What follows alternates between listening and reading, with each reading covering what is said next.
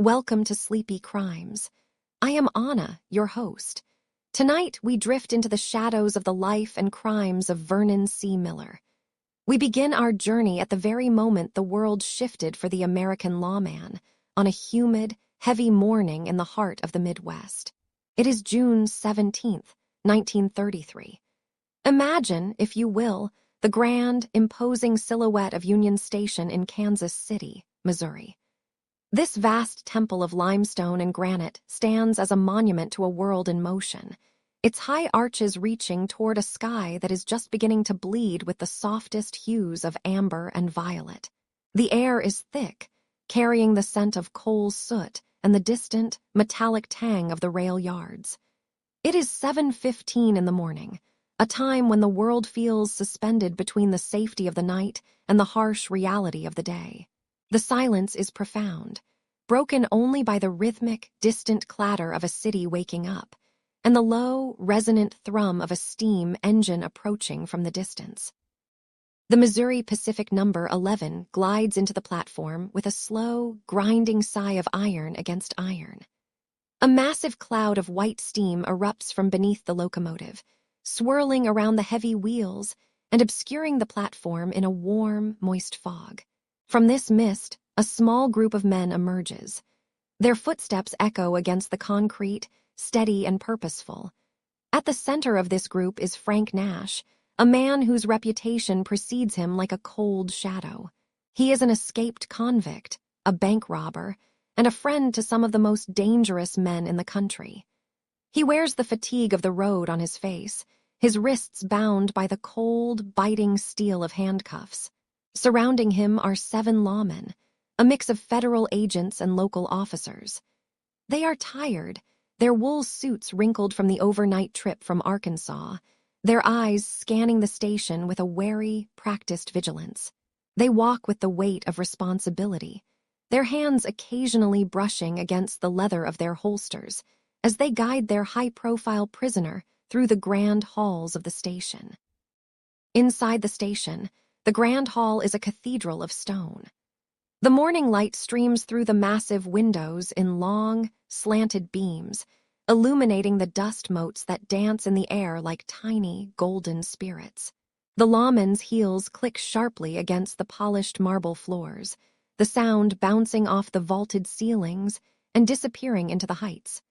There is a strange, hollow quality to the air inside the station at this hour. It feels old and heavy, as if the walls themselves are holding their breath. Special Agent Raymond Caffrey leads the way, his mind likely on the green Chevrolet parked just outside. He is thinking of the short drive to the federal penitentiary at Leavenworth, of the completion of a long and dangerous assignment. Beside him, Chief Otto Reed and Agents Smith and Lackey keep a firm grip on the situation, while Detectives Grooms and Hermanson provide a shield of local authority. They move toward the east entrance, leaving the cool, shadowed interior of the station for the blinding, growing heat of the Missouri morning. As they push through the heavy doors and step into the parking lot, the sunlight hits the chrome of the waiting cars, creating a sharp, painful glare. The air out here is different, vibrant and alive with the smell of gasoline and hot asphalt. Special Agent Caffrey's green Chevrolet is parked neatly, a sturdy vessel intended for their final leg of the journey. The lawmen begin the practiced dance of loading the vehicle. They usher Frank Nash toward the car, the prisoner moving with a resigned, heavy gait.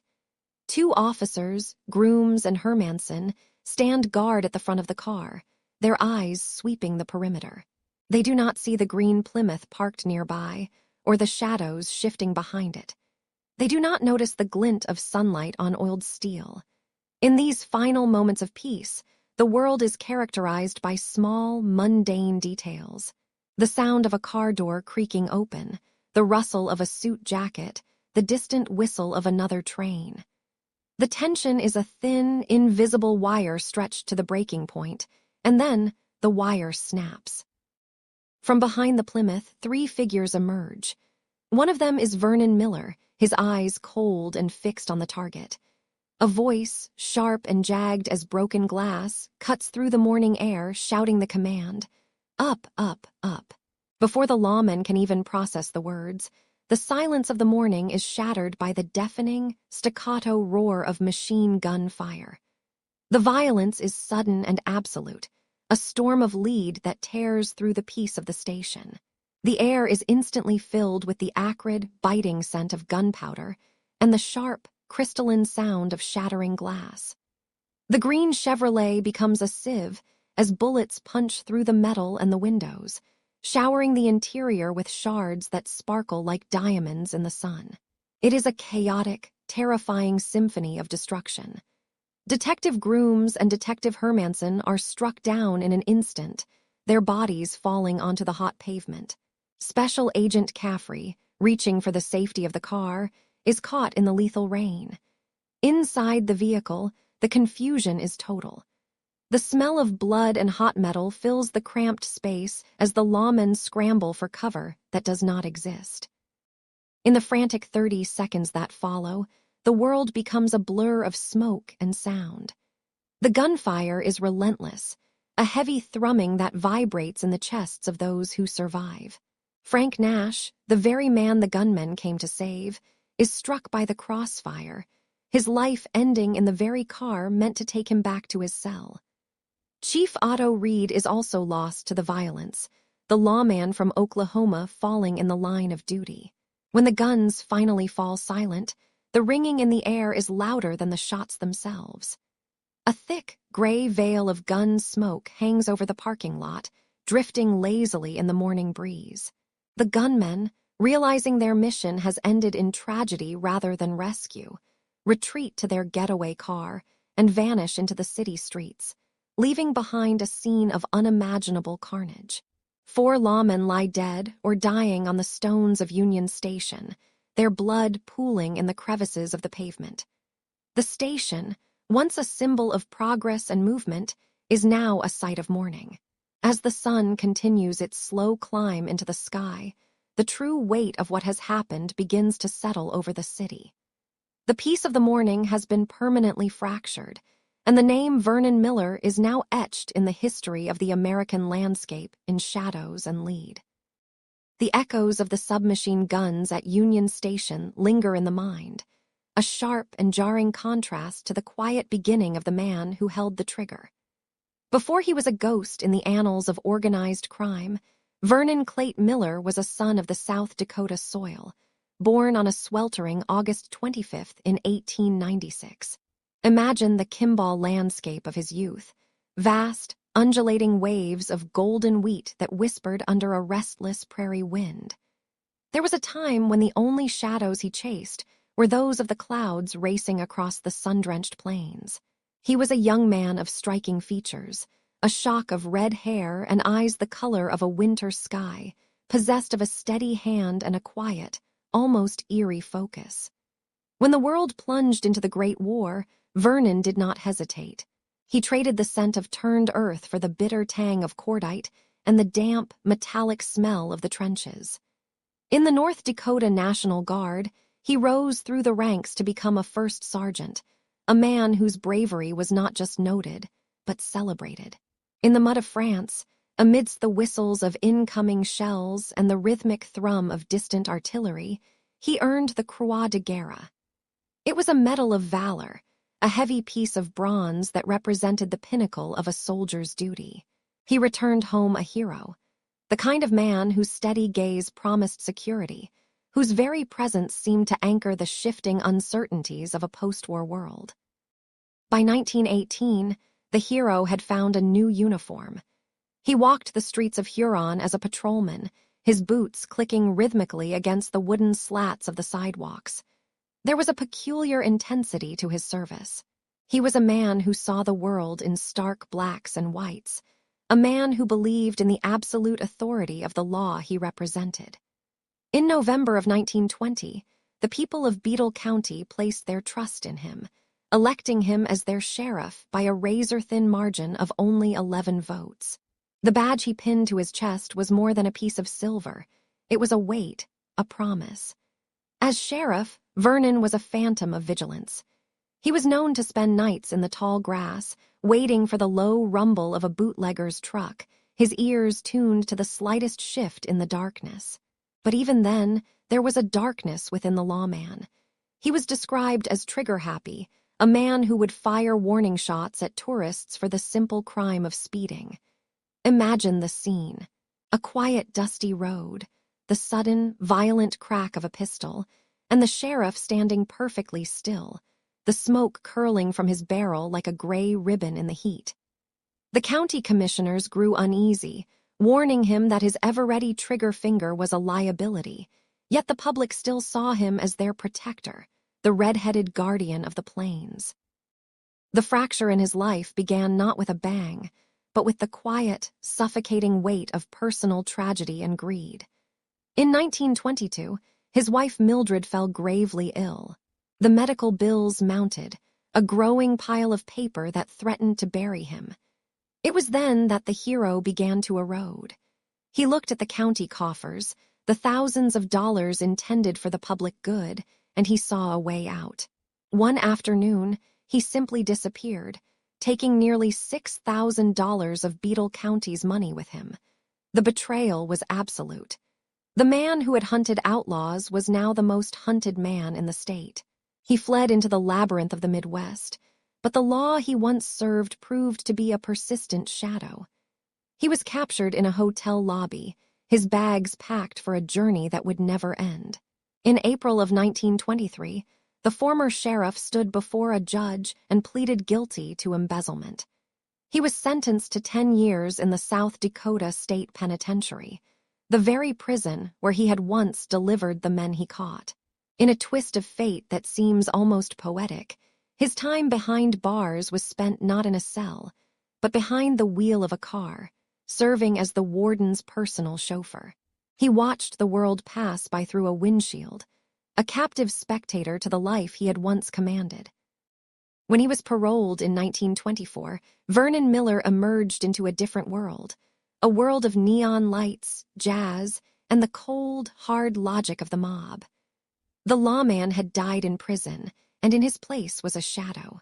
He moved to the dark heart of Chicago and Detroit, finding a new use for the marksmanship he had honed in the trenches. He became a freelance hitman, a mercenary of the underworld. He was a man of strange contradictions.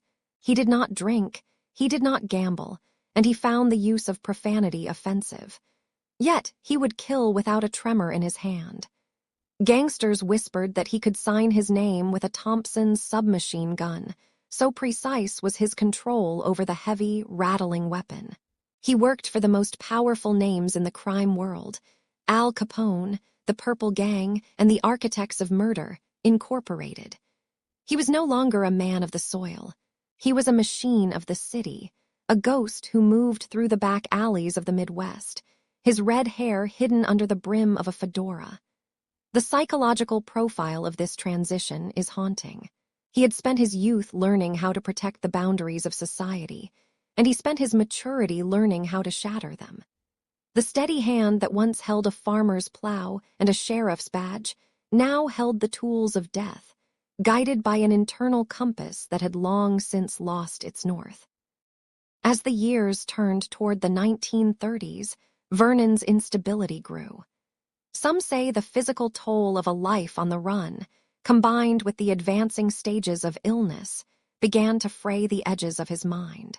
He became unpredictable, prone to sudden bursts of violence that terrified even his hardened associates.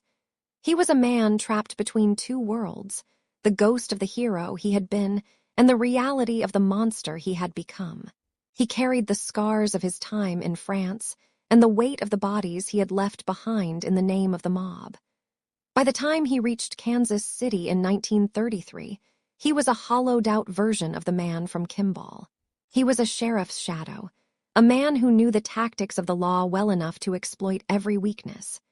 He moved with a cold, clinical efficiency, planning the rescue of Frank Nash with the same precision he once used to bust stills on the South Dakota border. But the world was closing in. The hero's journey had been inverted, leading him not to glory, but to a dark, desolate ditch. As we look back at the lawman he once was, we see a man who lost himself in the very violence he was meant to contain. The silence of the prairie had been replaced by the roar of the machine gun, and the red-headed sheriff had finally become the very thing he once swore to destroy. Vernon slipped into Chicago like a shadow merging with the deepening dusk. It was the 19th of June, 1933, only 48 hours after the sun-scorched pavement at Union Station had been stained a permanent, horrific red. The city greeted him with a thick, humid embrace, the air heavy with the cloying scent of Lake Michigan and the sharp, sulphurous tang of the nearby stockyards. He did not seek out the grand, velvet-lined hotels or the neon-lit jazz clubs of the South Side, where he might once have been toasted as a king. Instead, he sought the cold anonymity of gray stone tenements, moving through damp alleys where the light of the flickering street lamps struggled to penetrate the evening mist. His hand stayed perpetually close to the heavy, reassuring weight of the steel tucked into his waistband, his thumb grazing the cold, checkered grip of his weapon. Every sudden sound, the sharp backfire of a passing Ford, the high-pitched whistle of a distant newsboy, or the rhythmic, metallic screech of the elevated train, sent a jolt of ice through his veins. He was no longer the decorated war hero or the respected sheriff of a quiet county. He was a ghost, haunted by the very echoes of the gunfire he had unleashed in that Kansas City parking lot. In Washington, the atmosphere was equally electric, though it was a cold and calculated energy. J. Edgar Hoover sat behind his vast mahogany desk, the light of a single, green-shaded lamp reflecting off the mirror-like polish of his shoes. For Hoover, Vernon Miller was more than just a fugitive. He was the catalyst for a fundamental transformation of American law enforcement. The massacre had been a public humiliation for the Bureau, a bloody slap across the face of federal authority, and the director's shame had curdled into a singular, burning mission. He wanted Miller, and he wanted him as a trophy to justify a new, more lethal mandate. In the quiet, marble corridors of the Department of Justice, the frantic clicking of typewriters replaced the usual silence of the night. Names were added to blacklists, and agents were briefed on their new authority to carry firearms and make arrests. No longer would they be mere investigators with notebooks and pencils. They were to become G-men, fueled by Hoover's personal obsession to hunt down the man he had branded as the primary architect of the station house slaughter. The pressure was a physical thing, a tightening noose that stretched from the hallowed halls of the Capitol all the way to the rain-slicked cobblestones of the windy city. Vernon found a temporary, uneasy refuge among members of the Barker Carpy's gang, men who understood the heavy price of a shared secret. But even among his own kind, the air felt dangerously thin. There was a subtle shift in the underworld, a cooling of the blood that Vernon felt in every clandestine meeting. The Kansas City job had been too big, too loud, and far too messy. It had brought the kind of intense, white-hot heat that melted even the hardest criminal resolve. Vernon could see it in the way his associates avoided his gaze, the way they stood just a few inches too far away during conversations in the backrooms of smoke-filled speakeasies. He soon realized that Chicago was not a sanctuary, but a grand, urban cage. He drifted eastward for a time, seeking the jagged shadows of New Jersey and New York, but the pull of the Midwest was like a physical weight. By the 23rd of October, he had drifted back into the Chicago labyrinth. This time, he sought the quiet comfort of Vivian Mathias, his loyal companion who knew the fragile man behind the mask of the cold-blooded gunman. They moved into a modest apartment on Pine Grove Avenue, where Vernon attempted to vanish into the mundane. He donned a new identity as a traveling salesman for an optical supply house, carrying a leather case filled with glass lenses and gold-rimmed frames. It was a poetic, if fragile, disguise for a man whose eyes were always twitching, searching for the nearest exit. The apartment became a world of hushed whispers and heavy, drawn curtains that blocked out the judgmental light of day. The smell of cooking fat and stale tobacco hung in the small, cramped rooms. A thin domestic veneer stretched over a life of constant, grinding vigilance. Vernon would sit by the window for hours, watching the pedestrians below through a narrow slit in the fabric. He tracked every dark sedan that slowed near the curb, his heart hammering against his ribs until the vehicle moved on. The texture of his life had become granular and hyper-focused. The sharp scratch of a wooden match against a box, the rhythmic, taunting ticking of the wall clock, and the soft, dry rustle of the morning newspaper as he scanned the headlines for the mention of his own capture. He lived in the hollow spaces between heartbeats. Vivian tried to provide a semblance of peace, her presence a soft, flickering light in the gathering gloom, but the shadow cast by the bureau was long and dark. Hoover's agents were moving through the city neighborhoods like tireless bloodhounds, turning over every stone, leaning on every informant, and following the faint, metallic scent of the man who had dared to challenge the federal government. The net was closing, the invisible mesh of the wire snagging on the jagged edges of his stolen, terrified life. The end of the Chicago masquerade arrived with the biting frost of the first morning of November, 1933. The dawn was a pale, sickly shade of gray, the cold beginning to lace the edges of the window panes with delicate patterns of ice. The heavy silence of the apartment was shattered not by a polite knock, but by the thundering, rhythmic thud of a battering ram. Federal agents poured into the building, their heavy boots sounding like a drum roll on the wooden stairs. Vernon did not hesitate. The primal instinct of the soldier and the marksman instantly took over. He grabbed his weapon, the cold metal feeling like a natural extension of his trembling hand. A sudden, violent flurry of lead chewed into the plaster of the doorframes and shattered the delicate glass of the optical cases, sending shards flying like diamonds through the smoke. In the chaos and the choking haze of gunpowder, he moved like a true specter, slipping through a rear exit as bullets hissed through the air like angry hornets. He escaped out into the biting autumn wind, leaving Vivian behind to face the cold steel of the law alone. He was once again a phantom, but the world was shrinking. His underworld connections were fraying, the threads of loyalty snapping one by one under the weight of Hoover's pressure. He was a man without a country, a gunman without a gang, drifting toward the final, frozen chapters of his story. The geography of fear shifted as the calendar turned toward the end of October, 1933. The biting winds of the Midwest had been replaced by the heavy, salt-laden humidity of the New Jersey coast, where the air felt thick enough to swallow a man whole. Vernon Miller moved through the shadows of Orange, New Jersey, like a ghost haunting his own life. The safe house where he sought refuge was a place of fading grandeur and deep, unsettling silences. Inside, the rooms were filled with the scent of old wood polish, and the faint, lingering aroma of tobacco that seemed to have seeped into the very fibers of the velvet curtains. Each floorboard under his feet spoke with a distinct, rhythmic groan, a language of warning that only a man on the run could truly understand. He stood by the window, his fingers tracing the cold, uneven surface of the glass, looking out at a world that had become a labyrinth of dead ends. Beside him, Vi Matthijs moved with a quiet, desperate grace. She was the one tether he had left to a reality that didn't involve the roar of a Thompson submachine gun or the metallic taste of adrenaline. The house was supposed to be a sanctuary, a place where the reach of the law was blunted by the influence of local connections. But the silence outside was becoming too heavy, too deliberate.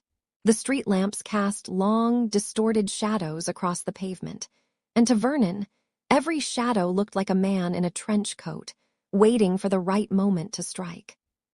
In the small hours of the morning, the atmosphere within the house changed. It was no longer just a space of quiet anxiety. It became a pressure cooker. Vernon sat at a small, circular table, the light from a single shaded lamp casting a golden pool over a map of the eastern seaboard. The paper was worn, its edges soft and frayed from being folded and unfolded 100 times. He could feel the vibration of the world outside, a low, rhythmic thrumming that didn't belong to the wind or the distant ocean. It was the sound of internal combustion engines idling blocks away, the sound of heavy boots carefully navigating the damp grass of the perimeter. He looked at Vi, whose face was pale in the flickering light, her eyes reflecting a profound, wordless exhaustion. She was wearing a dressing gown of soft, dusty rose silk, a garment that felt absurdly fragile in a room that was about to become a battlefield. The air began to smell of ozone and damp earth as the federal agents tightened their circle. They moved with the surgical precision of men who knew their prey was cornered. Outside, the click of a safety being disengaged was a sound sharper than a razor, cutting through the stillness. Vernon reached for the weapon resting on the table, the steel cold and unforgiving against his palm. He didn't speak. There were no words left for this kind of night, only the slow, heavy thud of his heart and the realization that the walls were finally closing in. The break came not with a shout, but with the sudden, violent shattering of a window in the rear of the house. The sound was like 1,000 crystal bells breaking at once, a cascading shriek of glass that sprayed across the floorboards in a glittering wave. In an instant, the house was flooded with the harsh, blinding glare of flashlights, their beams cutting through the darkness like white-hot blades. Then came the gunpowder. The first shots were a series of rapid, rhythmic cracks that tore through the stagnant air, leaving behind a thick, acrid cloud of smoke that tasted of sulfur and iron. The smell was overwhelming, a dry, stinging heat that filled Vernon's lungs as he dove behind a heavy oak sideboard. He could hear the lead whistling through the air, the dull thuds as bullets buried themselves in the plaster walls, sending up small puffs of white dust that danced in the flashlight beams. The room was transformed into a landscape of chaos and strobe-lit violence. Glass continued to rain down, crunching underfoot as the agents moved closer. Vernon returned fire, the muzzle flashes from his own weapon briefly illuminating the desperation etched into his features. The noise was a physical weight, a wall of sound that made it impossible to hear anything but the roar of the guns and the frantic, shallow gasps of his own breath. In that moment, the world was reduced to the space between the flashes of light and the smell of burnt powder. Amidst the smoke and the scream of whistling lead, Vernon saw his opening. It was a narrow gap, a fracture in the coordination of the men surrounding the house. He didn't look back at Vi Matthijs, who was huddled in the shadow of a heavy armchair, her hands pressed tightly over her ears as if she could shut out the end of her world. He didn't look at the life they had tried to build out of scraps of aliases and stolen moments. He moved with a predatory speed, fueled by a primal instinct for survival that overrode everything else. He vaulted through a broken window at the side of the building, the jagged remains of the pain tearing at the wool of his overcoat. He hit the damp, cold earth of the garden with a jar that vibrated through his teeth, but he didn't stop. He scrambled to his feet, his lungs burning with the sudden intake of the freezing night air. He was running now, his feet pounding a frantic rhythm against the wet grass and then the hard, unforgiving asphalt of the alleyway. Behind him, the shouts of the agents were swallowed by the night, their flashlights dancing uselessly against the brick walls he was already leaving behind. He ran until his legs felt like lead, until the taste of gunpowder was replaced by the metallic tang of blood in the back of his throat. He was alone in the labyrinth of the Jersey streets, a man without a shadow, escaping into a darkness that offered no true sanctuary. As the sun began to pull a thin, gray light over the horizon, the scene at the safe house became a tableau of abandonment. The federal agents moved through the rooms with a grim, quiet efficiency, their boots crunching on the sea of glass that covered the floors. They found Vi Matthijs exactly where Vernon had left her, a figure of silent, shivering grief amidst the wreckage. She looked up at them with eyes that had seen the fire and the smoke, and she said nothing. On the table where Vernon had been studying his maps, they found the debris of a life in flight. A discarded pack of cigarettes, a leather wallet containing $300 in small bills, and a single, handwritten note with a list of names that had been crossed out one by one. The trail of evidence was a map of failure. They found the scrap of his dark wool coat snagged on the window frame, a small, fluttering piece of fabric that seemed to mock their efforts. The agents fanned out across the neighborhood, but the man they sought had vanished into the morning mist. He had left behind his associates, his lover, and the last remnants of his dignity. All that remained in the house was the settling dust and the heavy, cloying scent of gunpowder that would take days to fade. The escape had been narrow, a matter of inches and seconds, but the cost was a final, total isolation. Vernon Miller was no longer a leader of men. He was a solitary figure moving through a country that was rapidly running out of places for him to hide. The silence that followed the shootout in New Jersey was perhaps the most frightening thing of all. It was a vacuum, a space where the echoes of the gunfire seemed to vibrate long after the smoke had cleared. For Vernon, as he walked through the outskirts of the city, his collar turned up against the morning chill, the world felt fundamentally different. The adrenaline was receding, leaving behind a hollow, aching fatigue that settled deep in his bones. He watched the milk trucks begin their rounds, the drivers oblivious to the man with the singed coat and the haunted eyes walking past them. He was a fragment of a nightmare wandering into the waking world. He thought of the glass, the way it had looked like falling stars in the flashlight beams, and the gunpowder, which still seemed to coat his skin like a layer of fine, gray ash. He knew that the net was not just closing. It was tightening with a mechanical, inevitable force. The associates he had relied on were either in handcuffs or turning their backs, terrified by the heat he brought with him. He was a man defined by the violence he had unleashed, and now that violence was the only thing that followed him. As he reached the edge of town, where the suburban streets gave way to the tangled woods and the industrial wastes, he didn't look back. He simply kept moving, a ghost in a suit of torn wool, drifting toward a destiny that was being written in the cold, dark corners of a world that had finally decided it had seen enough of Vernon Miller. The iron-gray waters of the Detroit River churned under the weight of a November sky, a restless expanse that mirrored the turmoil in Vernon Miller's mind. He had arrived in the city not as the celebrated sergeant of the Great War, nor as the fearsome sheriff who had once patrolled the plains of South Dakota, but as a ghost haunting the edges of his own life. The air in Detroit was thick with the scent of burning coal and the metallic tang of the nearby factories, a heavy, suffocating atmosphere that seemed to press against his chest with every shallow breath. He sought the shelter of the shadows, his collar turned high against the biting wind that whipped through the narrow alleyways of the Lower East Side. Here, in the heart of the territory claimed by the notorious Purple Gang, Miller hoped to find a sanctuary that the rest of the country had denied him. The city was a labyrinth of brick and iron, a place where the soot from the chimneys stained the very soul of the streets, and where a man with enough secrets could theoretically disappear. But for Miller, the secrets were no longer his to keep.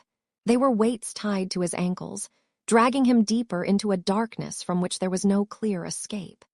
He walked with a heavy, measured gait, his eyes darting toward every flickering street lamp and every passing shadow, convinced that the silence of the city was merely a veil for the predators waiting just out of sight.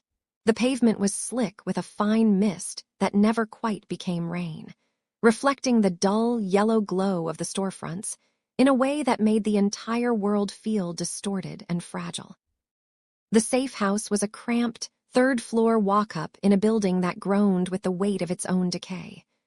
The hallway smelled of boiled cabbage, wet wool, and the sharp, chemical sting of bootleg gin.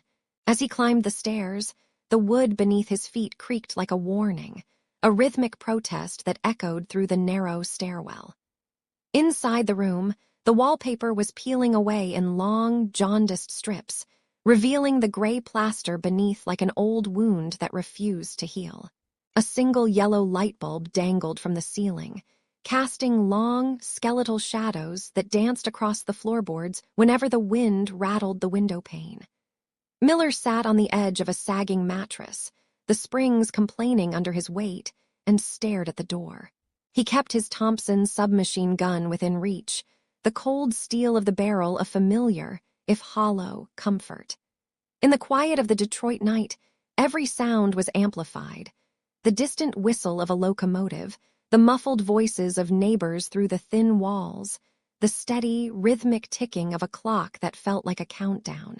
He could smell the dust of the room, a dry, ancient scent that filled his nostrils and made the air feel thin. He thought of the Kansas City Massacre, the heat of the sun on the pavement, and the sudden, violent roar of gunfire that had changed everything. Now, the only heat he felt was the fever of his own paranoia, a slow-burning fire that consumed his rest and left him hollowed out, a shell of the man who had once been known for his precision and his nerves of steel. The members of the Purple Gang who visited him did not bring the warmth of old allies. They moved with a predatory grace, their expensive overcoats and polished shoes a stark contrast to the grime of the hideout. When they spoke, their voices were low and devoid of emotion, their eyes assessing Miller not as a brother-in-arms, but as a liability. The Bernstein brothers and their lieutenants knew that the Federal Bureau of Investigation was tightening its grip, and the name Vernon Miller was at the top of every wanted list in the nation. J. Edgar Hoover had turned the search for Miller into a personal crusade, and the heat following him was becoming too intense for even the most powerful syndicates to ignore. Miller could feel the shift in the room whenever they entered, the way they stood near the door, the way they avoided his gaze, and the long, heavy silences that followed his requests for help. They spoke of the police pressure and the rising costs of protection, their words woven with a subtle, underlying threat that Miller understood all too well. He was no longer the elite gunman they could hire for a difficult job. He was a debit on their ledger, a risk that outweighed any potential reward. The very air in the room seemed to grow colder during these meetings, as if the shadows themselves were pulling away from him. He watched their hands, noting the way they hovered near their pockets, and he realized that the sanctuary he had sought was slowly transforming into a cage. The flamboyant reputation of the Purple Gang, known for their violence and their lack of mercy, now loomed over him like a shroud, and the realization that he was truly alone began to settle into his bones like the winter frost. Days bled into nights as Miller remained confined within the four walls of his refuge, the silence broken only by the occasional sound of a car passing on the street below. He found himself pacing the small space, his footsteps tracing a path of exhaustion across the worn floorboards. His mind was a frantic loom, weaving together memories of his past and the terrifying uncertainties of his future. He thought of the American Legion post he had helped found, the military honors he had once earned, and the badge he had worn as a sheriff in South Dakota. Those versions of himself felt like they belonged to a different century, a different world entirely. Now he was a man who saw a threat in every shadow and a betrayal in every whisper.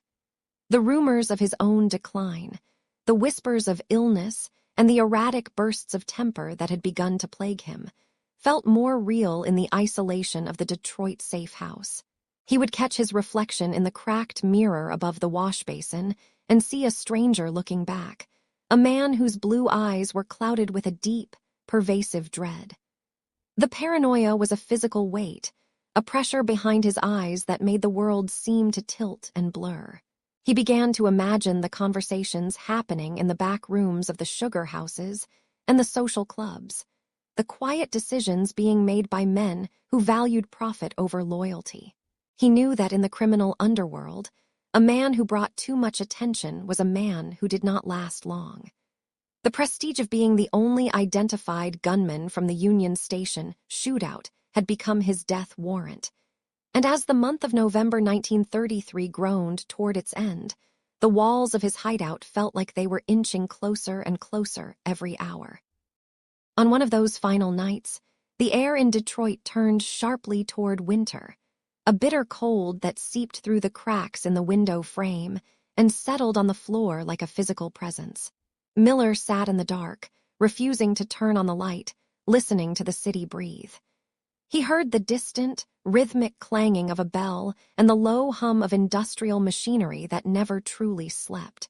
The smell of the river seemed to rise up through the floorboards, a damp, earthy scent of mud and ancient decay.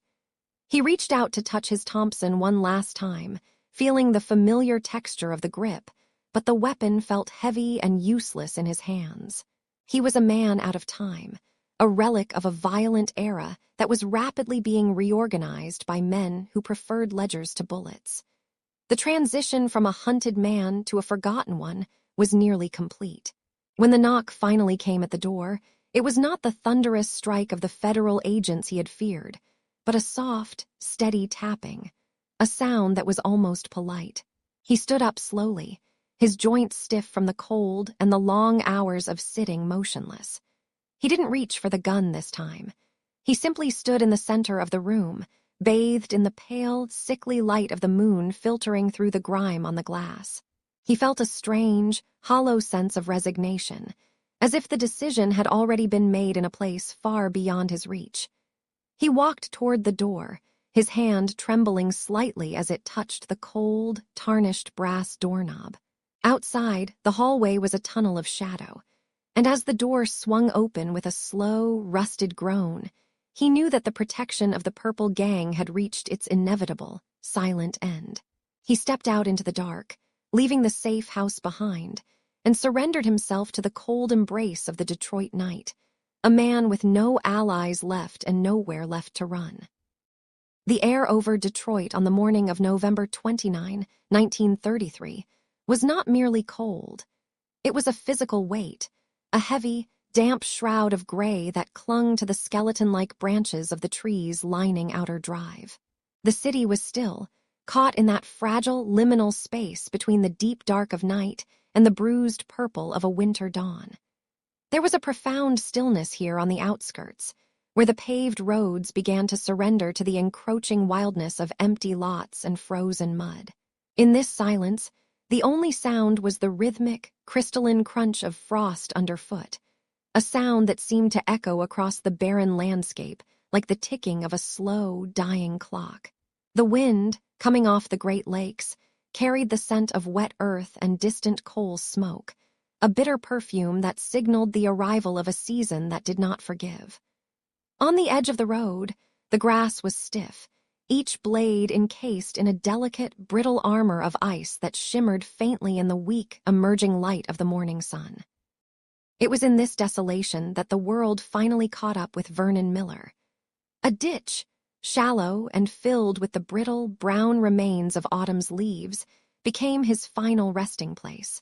A passing motorist, perhaps seeking the quiet of the morning or merely focused on the road ahead, noticed something that did not belong in the natural landscape. A shape, pale and awkwardly positioned against the dark, frozen earth. As the driver slowed, the engine's low thrumming the only intrusion into the silence, the true nature of the discovery became clear. There, discarded with a chilling lack of ceremony, lay the body of a man. He was naked, his skin the color of river stone in the gray light, and it was immediately apparent that his end had been one of unimaginable violence. The contrast was stark. The man who had once commanded the headlines, the sharpshooter who could sign his name with a machine gun, was now just a silent, mutilated figure in the weeds. The frost was already beginning to settle on him, a cold, indifferent blanket for a man who had spent his life running from the warmth of the law. The details of the murder revealed a calculated, intimate cruelty that went far beyond a simple execution. The investigation would soon show that Vernon had been tortured with a slow, rhythmic brutality. Around his neck was the distinct, deep purple mark of a clothesline, a common household item turned into a tool of agonizing suffocation. He had been partially strangled, brought to the very brink of the end, and then brought back over and over. But the most harrowing evidence of the struggle was found on his skull.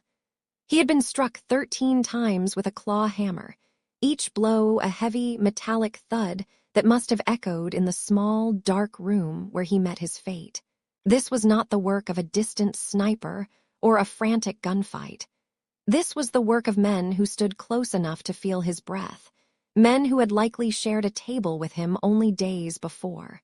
It was a message from the National Crime Syndicate, a declaration that even the most skilled gunman becomes nothing more than a liability once the heat of the federal government becomes too intense to bear.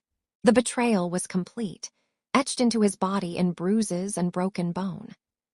When the Detroit detectives arrived, their long coats flapping in the biting wind, they did not immediately know they were looking at one of the most wanted men in America.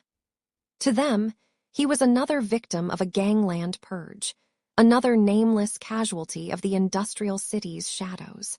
It was only through the painstaking, quiet work of the morgue, the rolling of ink onto fingertips, the careful pressing of skin onto paper, that the truth emerged.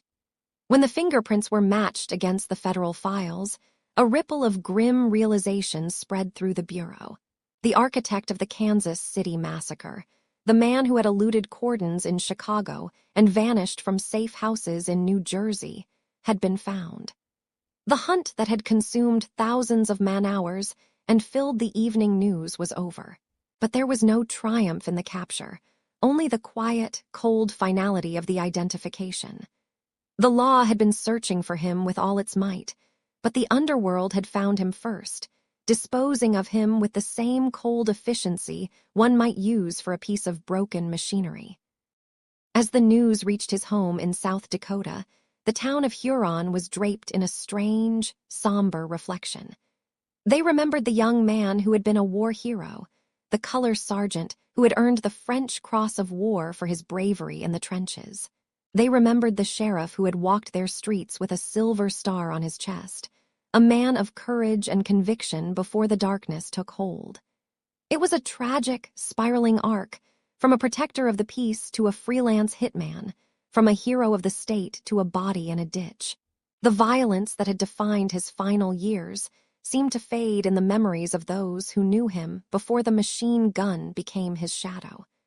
They saw a man who had been broken by the world he tried to navigate, a man who had traded his honor for the fleeting, desperate life of a fugitive. The era of the public enemy was beginning to wane, replaced by a new world of fingerprints, forensic files, and the relentless reach of the federal government. Vernon Miller was a relic of a more chaotic time, and his end on Outer Drive served as the final, silent period at the end of a very long and bloody sentence. The story of Vernon Miller is one of shadows and steel, of a long road that led through the smoke of Kansas City to the frozen earth of Detroit. As we leave that cold ditch behind, the sounds of the Motor City begin to fade into the distance, replaced by the soft, steady rhythm of the night. The violence is a ghost now, a whisper from a century past that can no longer reach you. The air around you is still and warm, safe from the winter winds of 1933. You can let the tension go, feeling the weight of the day lift as the memory of the past drifts away like smoke in the winter air. The world is quiet. The case rests now. Let the details fade. You are safe. Close your eyes, breathe deeply, and have a good night. Sleep well.